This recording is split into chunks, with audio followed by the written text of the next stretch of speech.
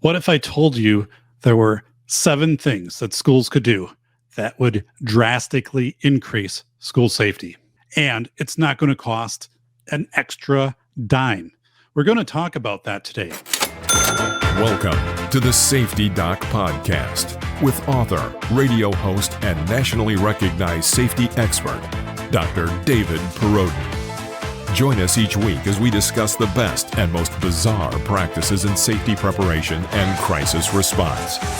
Follow Dr. Perrodin on Twitter at SafetyPhD. And remember, the truth will keep you safe. I received a notification from my child's school, and it said there's going to be a lockdown drill at the high school. It complies with Act 143. And we are going to practice our safety procedures. We aim to ensure all students feel safe. So I appreciate that from my school district, that they're communicating that out, that they're doing safety activities. And while I appreciate being notified about this exercise, I have some questions. What specifically is the district practicing? What is the purpose of this drill? What is Act 143? What's a lockdown? What's a lockout? What's the difference? Is it the same as an intruder drill, which we hear all the time through media, or is it something different? Will the police be there? Will other emergency responders be there? How will the students learn if they did a good job or they didn't do a good job in this exercise? And as a parent, what should I be looking for from the school afterwards? What was the school specifically measuring during this exercise? So we'll get into that and more, plus a bonus activity that school principals can use in just 5 minutes. Yes, 5 minutes. School staff can inventory their safety resources, their essential assets, fire extinguishers, AEDs, fire alarms. I'll talk about it. I'll demonstrate it at the end. Hi, everyone. I am Dr. David P. Perrodin, and I work with educators and communities to improve school safety practices. In this show, I will step-by-step demonstrate how to improve school safety through a different way to think about safety exercise design. I've taught this framework to aspiring school leaders for years, and it's something that leaders immediately implement in their own districts. And I'm going to make it available to you, to teachers, parents, and emergency responders. There's no hitch and nothing for me to sell you other than a best practices safety mindset. Similar to my PBS school safety presentations, I've diligently curated and assembled information intended to make schools safe. Let's learn about the 7 school safety exercise objectives that actually help teachers, students, parents, police, fire, and EMS. The problem: many safety exercises lack measurable learning objectives. And if they're present, they're not clearly communicated out to teachers, to students, and parents. The solution: identify areas to measure. These are called constructs, and develop learning objectives informed by school officials, parents, students, and emergency responders. We had 3 overarching themes of this presentation, things that we're always keeping at the forefront. One is discretion. Who has it and how do you measure it? An example: who feels that they have discretion to pull the fire alarm? Is it a teacher? Would it be any staff member? How about a high school student that observes smoke billowing out from a classroom? Decision making. How are decisions informed? Where are you getting your information? How do you validate your sources? Are decisions made at a brisk pace? And induction. Induction means helping people to understand how we do things around here. That's for new staff, for students and families. How are they made aware of safety protocols? We have frequent turnover in schools, so we want to make sure that we have processes in place so people understand what the expectations are. Oh, here we are, back to constructs. These are what we will measure with the exercise's learning objectives. And they can also be called categories. Maybe Consider a student's report card. Math, reading, science, social studies. Those are all categories, and they are all specifically instructed and specifically measured and then reported on. It wouldn't make much sense to just give a single simple grade to a student, right? But we kind of do that with school safety. It's a pass fail, it's a complete, it's a check the box. It's a statement such as that exercise seemed to go well, or it could have gone better. Constructs help us to focus on the essential parts of an exercise as we plan it, as we conduct it, and following the exercise. Terminology, a drill. A drill is something repeated in order to learn the skill or procedure. Every month, schools have a fire drill. Students learn how to exit the building and where to line up. The purpose of the drill. An exercise measures or studies the effectiveness of drills and systems. How long does it take for students to exit the building? Is this the best way for students to exit the building? Should they be lined up in a certain area, or is that likely where emergency responders would be entering? So we don't want students in that area. So an exercise is more complex than a drill, and an exercise will usually have other partners involved, such as police, fire, and EMS. A school-only drill. These are the most frequent. A school-only drill involves school people, teachers, and students. A multi-agency exercise. This might happen once or twice a year. That includes the school, police, fire, EMS, possibly parents, maybe a board member, and other participants.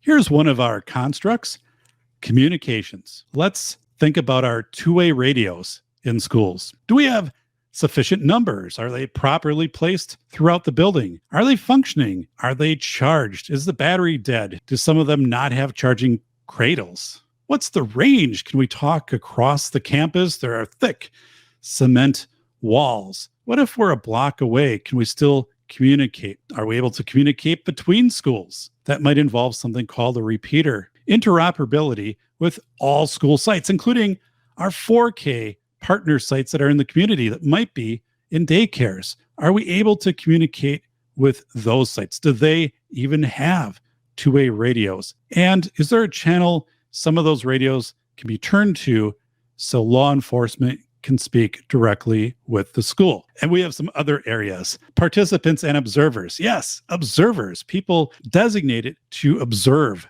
what is happening, to write down, to document about these constructs.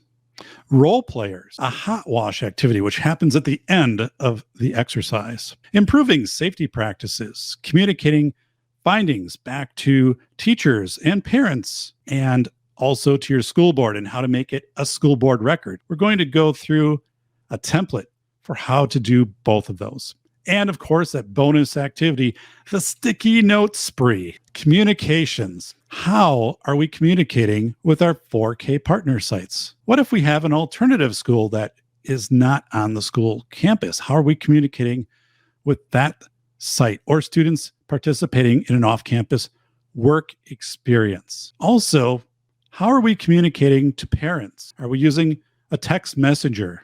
Is that an app? Is it part of our software program? Would it work if the power was out? And how do we message to the community? Is that being done through the media? Who is in charge of that? And what are the messages that we're putting out? Do we have these pre-drafted and we can quickly alter them and get them out? Keep it simple. And we want the recipients to give us feedback. If we're sending messages out to parents, we should be contacting parents. Did this message make sense to you? And a parent might say, I had questions about this. I wasn't sure if the school was going to dismiss. Was this all of the school sites, or was this just one school site? We want to ask the recipients, did the message make sense? Were you able to retrieve the message? Another construct, incident command system or structure. Again, who has discretion to activate crisis notifications? Who has authority to commit personnel and assets? Is it the principal? Is it the superintendent? Will the principal wait for approval from the superintendent? Who is in charge, and how might that change during an evolving event? Typically, the first law enforcement on site take over as incident command, but that might change as higher-ranking officials arrive on the scene. Morgan Ballas is a school safety expert. He told me, David, when I asked teachers the first thing they would do if they discovered a fire on campus, their overwhelming response is, I would call the principal. Another construct is protocols. Where should students and staff go during a severe weather event? Is that the safest location? And how do you know that? Who might assess your location to determine that, yes, in fact, this hallway is the best place to be? That person could be your county's emergency management director, or it could be somebody from your insurance company.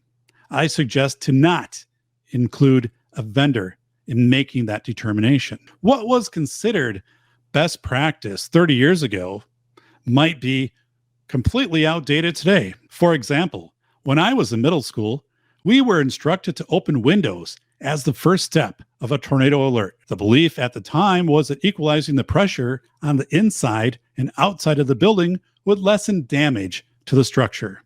That's something we don't do today. Let's talk about intruder protocols. Some schools have protocols where students flee the building. If it's reported that an intruder is on one side of the campus, students on the other side of the campus might be told to flee. And other times, students would be taught to barricade themselves within a classroom. How do they know when to flee or when to barricade? Or maybe to do both. Do the students know that? Does the substitute teacher know that? How about the teacher in charge if the principal's not there?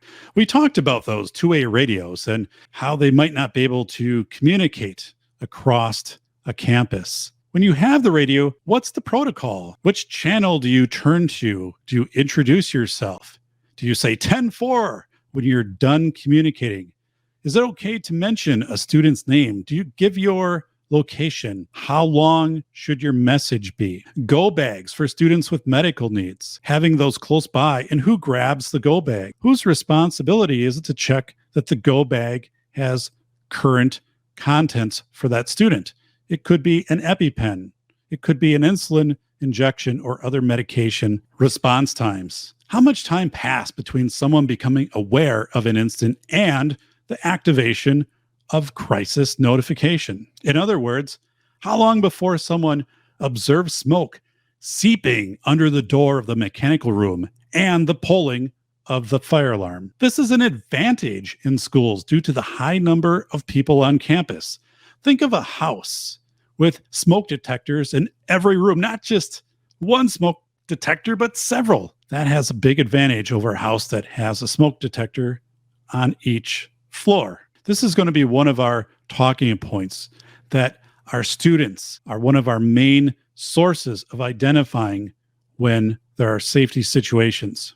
And how do those students input those concerns so the system of notifying others is activated? How much time has passed between the activation of the notification and emergency responders? We want that time to be as short as possible, and that hinges on people being confident that they have the discretion to activate systems, and also that systems aren't too complicated for panicked users. How much time passed for staff and students to evacuate the school or to get to their secured positions for intruders or storms? How much time passed between the 911 call and the emergency responders arriving on scene and then entering the building or impacted area? If you're in a rural area and EMS is volunteer, what additional medical supplies might you want in your schools if it's probable that EMS won't be on scene for 15 minutes or maybe 20 minutes? And if multiple EMS units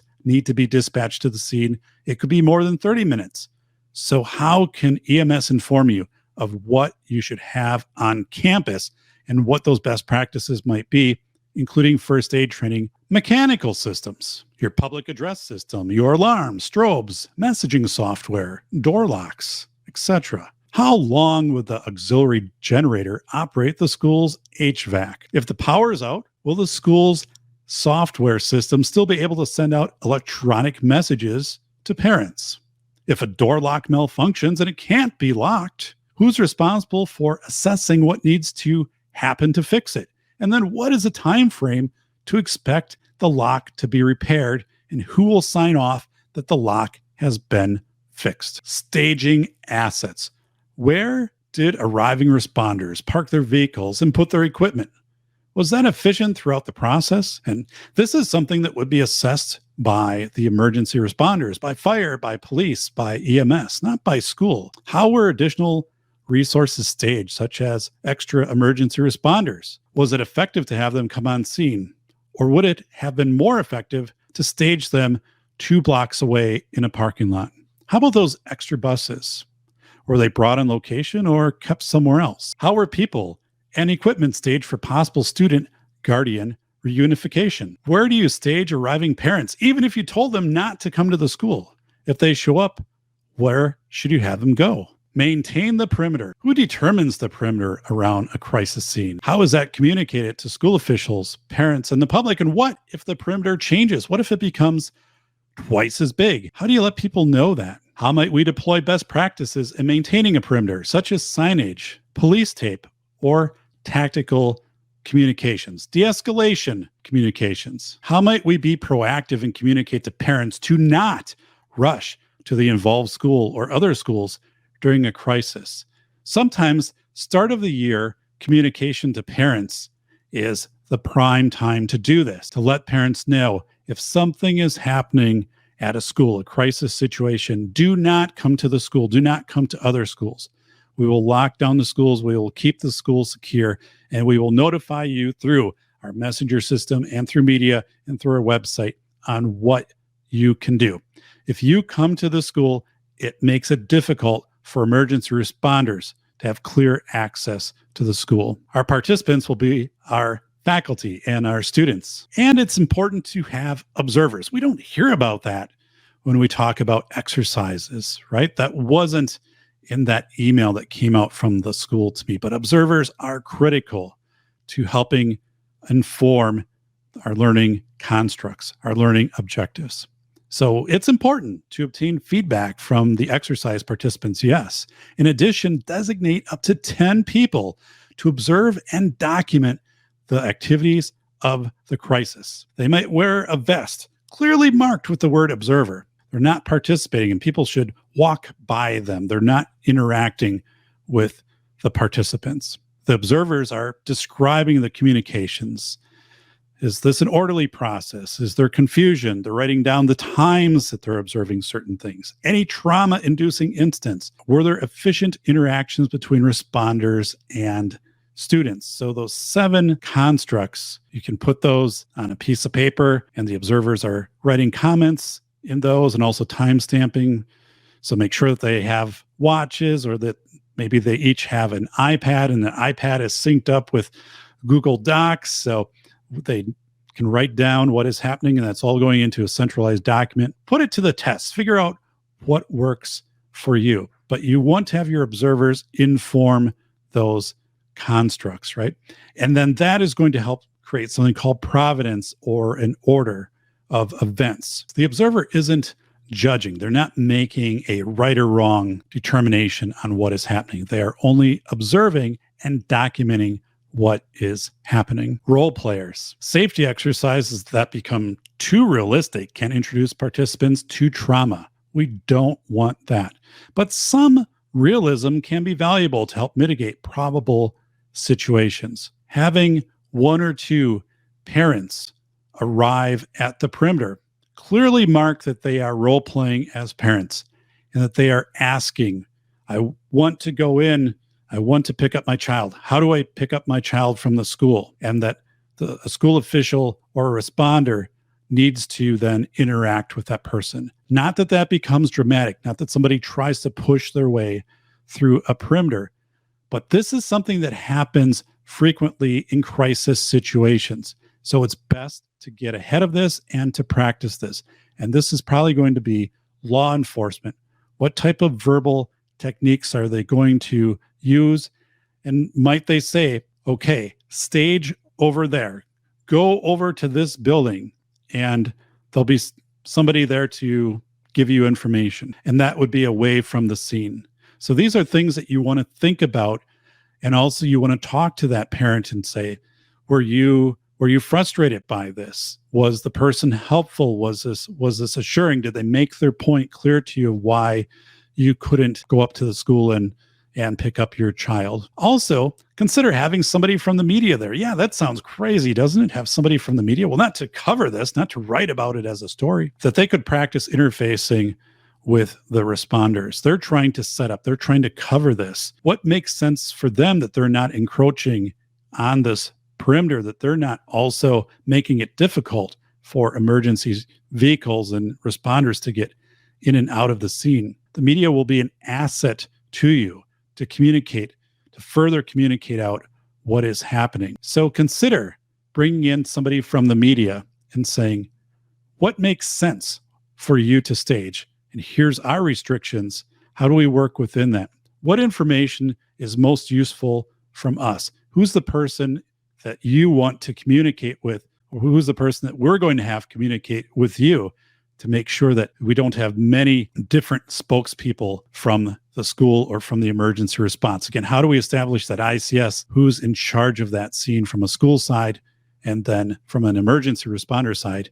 And maybe they're communicating out with the media, or they designate somebody to be the spokesperson. When the exercise is done, an exercise will likely take 30 to 40 minutes. We want to include participants and observers in what's called a hot wash activity. So this happens right after the exercise. Were people making decisions? Did the exercise move briskly? Any bottlenecks or confusion? Any trauma-inducing incidents? The purpose of the hot wash is to examine what happened, not what should have happened. There's no right or wrong. There's no assigning blame. Nobody's perfect in real time. Maybe a teacher retrieved a two-way radio, but then discovered the battery was dead. We would want to understand why the radio wasn't in the charger cradle, or if the battery no longer held a charge. Police might identify that a congested access road near the school might have been improved had the scene perimeter been pushed out by another city block. Maybe it was discovered that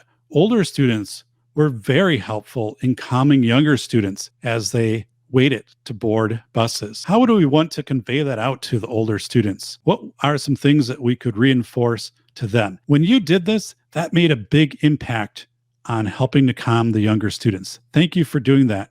And also, again, to practice that behavior, that leadership, that mentoring. Maybe a parent states during the hot wash, says, the messaging software, I got 17 messages and I wasn't sure, should I just be going to the app or should I also be going to the district's webpage? Was school going to be dismissed? And there wasn't a way to contact anybody to clarify. Was I supposed to call the school? There were some terms in there, reunification site. I don't know what that means. Will the students be bused to that site? Am I supposed to go to that site?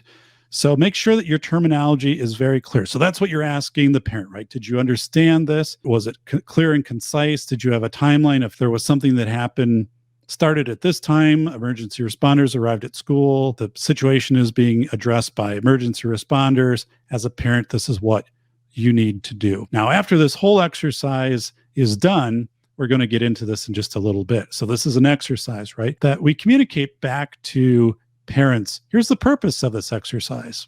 Again, I had that email that came out from the school. They were going to conduct a drill, but then I didn't receive afterwards an email saying, here's what we learned. Let's revisit those 3 overarching themes. You want to broadly document these during your hot wash.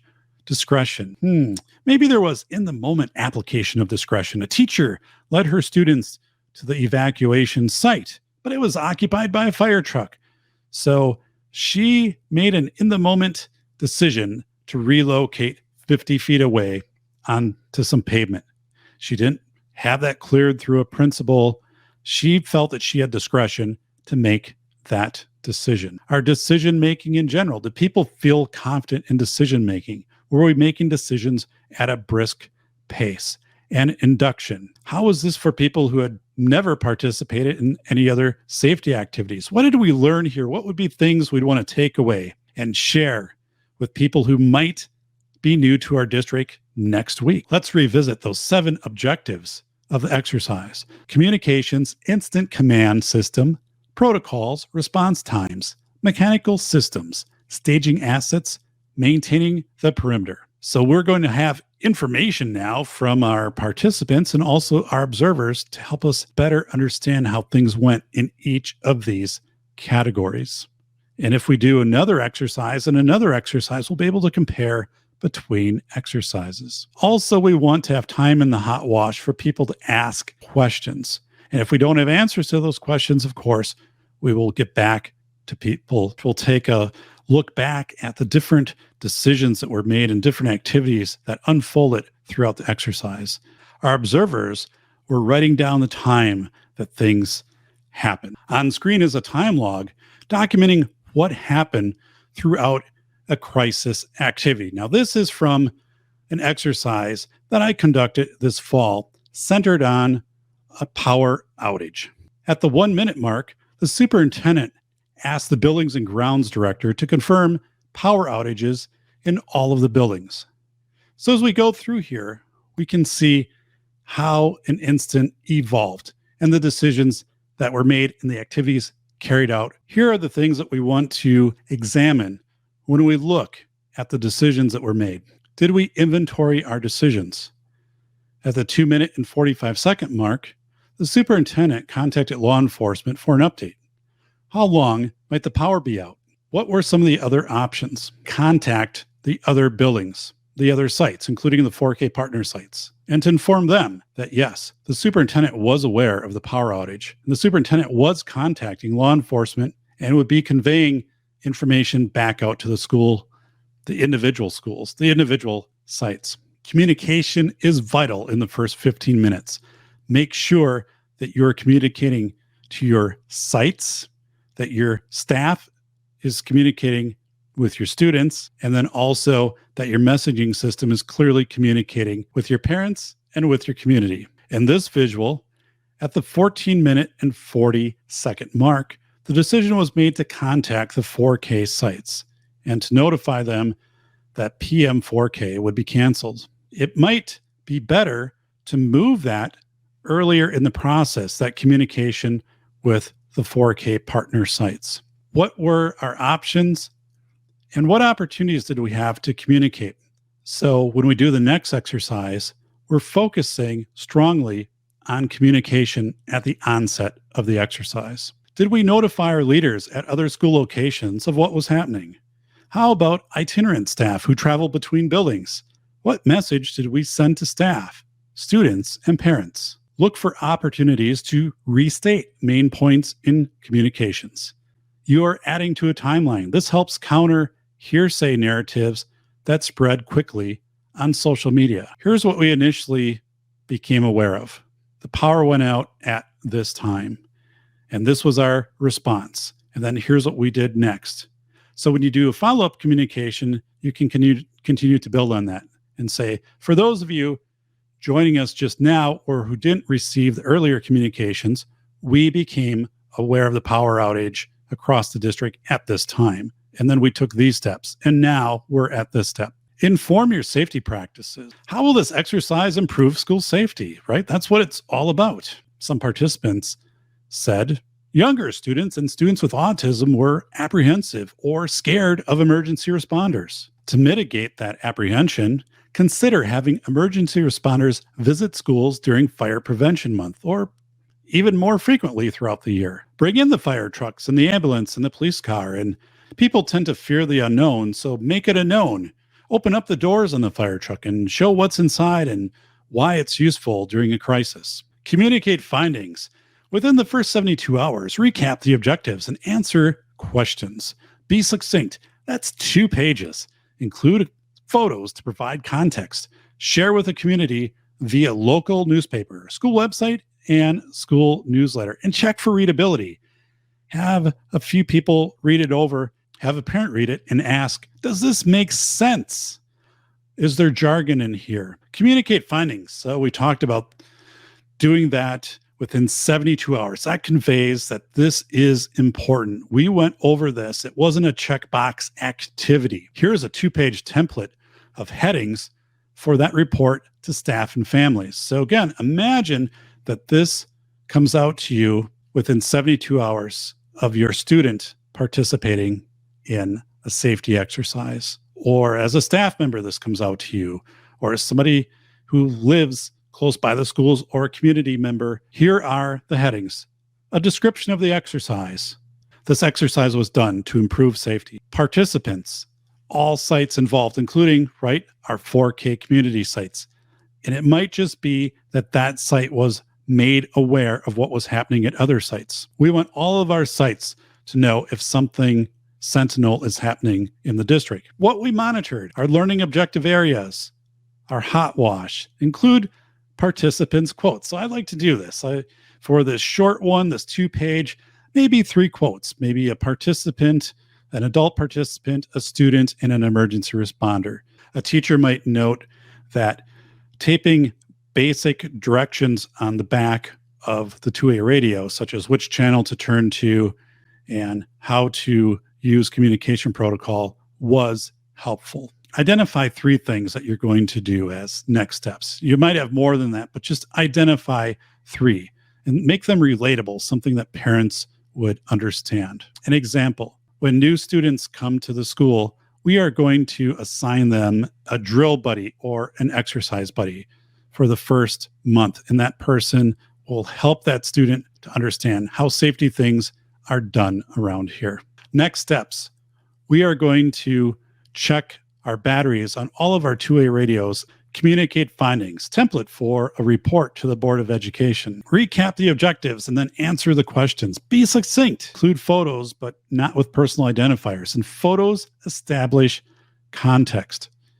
So remember that what we just did, that 2-page document, within 72 hours, you're emailing that out to staff, you're sending that out to parents, you're getting that back to the participants of the exercise. They're probably sharing that out right on their sites that they participated on this. Maybe they're putting it on their social media.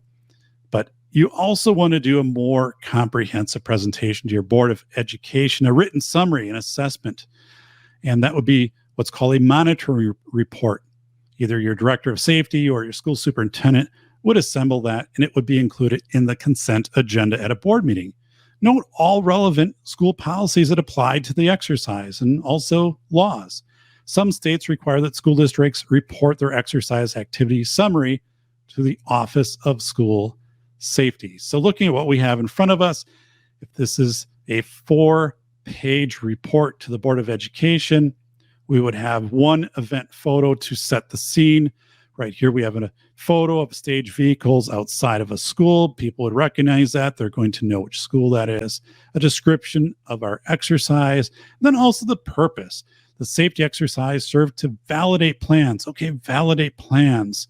So maybe that's not going to be clear. Validate plans. Maybe it's to practice our plans, or maybe it's to check how well our plans work. Well, maybe that's what we should write, because that'll be easier to convey, easier to understand. But validate plans, policies, procedures, clarify roles and responsibilities, and identify gaps in resources. It involves school staff, students, emergency responders, parents, and the media reacting to a simulated crisis, practicing the response to specific emergency conditions. On pages 2 and 3, write one paragraph about what was learned for the 3 overarching themes. We have discretion, decision-making, and induction. And also your 7 constructs, our 7 categories: communications, instant command, structure, protocols, response times, mechanical systems, staging assets, and maintaining the perimeter. Page 4, our hot wash. Put 3 photos taken during the exercise with descriptive labels. This provides context. It's also accessibility for people who have print barriers and might have this read to them by a screen reader. Put a 1-sentence quote, as we talked about, from an adult participant, a student, an observer, a parent, and police. So you'd have 5 of those. That, again, conveys that you're listening to people and people are informing your process. And then your 3 next steps, maybe training on radio communications. It could be school safety social stories for students with autism. A social story explains a social situation to autistic children and helps them understand, helps them learn ways of behaving in these situations. These stories are sometimes called social scripts. Social narratives are story-based interventions, and they're very effective.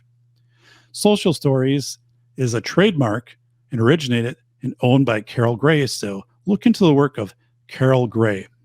A teacher could demonstrate a school's safety social story to the Board of Education while this report is being given. Finally, document how the exercise promoted compliance with Board of Education policies, safety regulations, and inclusion of students with disabilities in safety activities, including ADA Chapter 7 Addendum 2, which requires that all students participate in all safety instruction and safety activities. Okay, so here's the boiled down version of it. Our 4-page template headings. Share this with your district. If you're an administrator, put this into practice. Here are your headings. You're answering each of these. 1, you're describing the exercise. 2, purpose of the exercise. Again, focusing on the purpose is improvement. This photo is taken from our local fire department's website on an activity that they did with the school. Page 2, areas monitored, discretion, decision-making, induction. Start with your learning objectives, communications, instant command structure. Go on to page 3, learning objectives, protocols, response times, mechanical systems, staging assets, maintain the perimeter. Again, you're writing about a paragraph for each of those. And on the right, that's a picture of one of the door locks. So you're providing context as you go with this, just not print. You can use bullet points too, but 4 pages, not longer than 4 pages, and use these headings. It'll be very easy for people to navigate. This will make sense to parents. This will be valuable to have on your website of here's what we learned afterwards. Here's what we were examining. Here's how the exercise helped us to better understand these areas. And now here's what we're doing going forward. Here's how we're adjusting things. Hot wash and feedback quotes, next steps, and alignment with policies and laws. There you go. Those are your headings. You can put that together. You should put that together. Have that presented to the board. Have it put into consent agenda.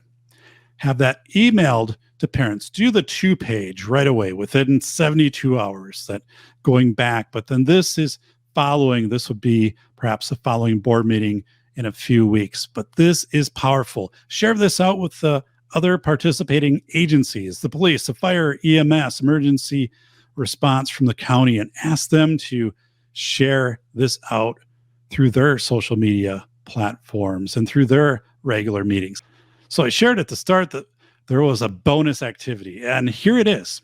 Here's the bonus activity. So for a school principal, grab a stack of sticky notes, enough for all of your staff at a staff meeting. And at the end of the staff meeting, have everyone take one sticky note and write their name on it. And then give this directive. On your way back to your classroom, put the sticky note on the fire alarm pull box that is closest to your room. Then 5 minutes later, go through and take snapshots of each of those fire alarm pulls and check those names and check with staff. What did they find out? Maybe staff will share, you know what? I didn't know that the closest pull alarm was right around the hallway. What if you have staff that taught on one side of the school for the last 8 years and now have a new classroom? This might be the first time that they're really aware of where that fire alarm pull box is. Use different colored Post-it notes, different staff meetings, and do a similar approach for the AEDs and for fire extinguishers. When you've done this, staff now have taken inventory of these essential assets. Wow, that was fast, and it was just a few sticky notes. This is incredibly impactful for schools to do this.